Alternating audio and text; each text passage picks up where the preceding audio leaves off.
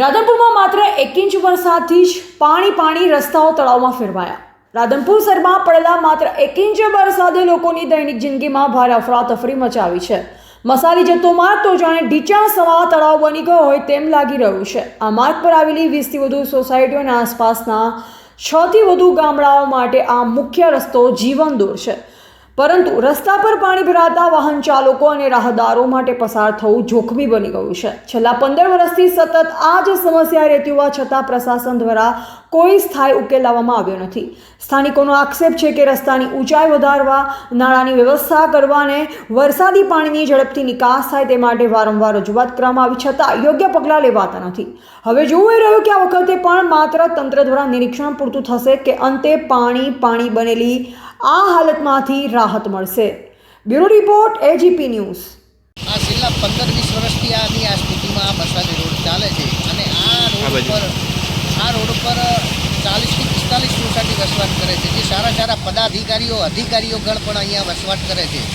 અહીં પાણી ભરાવાનું કારણ એક જ છે કે આરએનબીનો જે પ્રશ્ન, આરએનબીએ રોડ બનાવ્યો છે અને સાઈડની જે ગટરો બનાવી છે એના અનુસંધાને જે ગટરો છે એ રોડ કરતાં અધર છે, તો વરસાદી પાણીની આ ગટરો છે, પાણી અંદર જતું નથી, એને લઈને માત્ર ને માત્ર એ રોડ પર પાણી ભરાઈ રહે છે।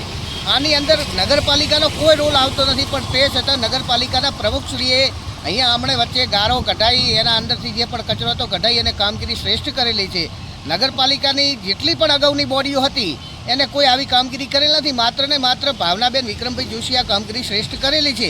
પણ આરએનબીએ અને સંયુક્ત કામગીરી સાથે રાખી અને આ કામગીરીમાં જો હાચા ઉતરશે તો આ કામગીરીનો કાયમનો નિકાલ થશે, નહીંતર આમને આમ નગરપાલિકાના પ્રમુખો કેટલાય બદલશે, કેટલી પાર્ટીઓ બદલાશે અને સાથે આ પાણીનો પ્રશ્ન નિરાકરણ થશે નહીં। એનું કારણ છે કે આવા બાંધકામમાં બાજુની અંદર એક બાંધકામ થયેલું છે, એ બાંધકામની અંદર પણ પાણીના જવાના નિકાલમાં એ બાંધકામ નડતરરૂપ છે।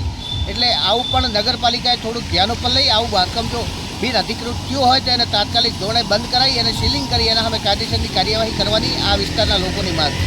શાળાઓ 3 આવેલ છે આ વિસ્તારની 3 શાળાઓ આવેલી છે, અહીંયા મુરલીધર આવેલી છે, વલ્લભનગર સ્કૂલ આવેલી છે, અહીંયા આંગણવાડી કેન્દ્રના પણ બાળકો છે, અહીંયા પેરામીટરની જમીનો છે, એ પણ ઘણા બધા અસામાજિક તત્વોએ દબાયેલી છે। તો એ બાબતે તાત્કાલિક ધોરણે નગરપાલિકા, મામદારશ્રી અને એસડીએમશ્રી આ બાબતે કાર્યવાહી કરે એવી આ વિસ્તારના લોકોની માંગ છે।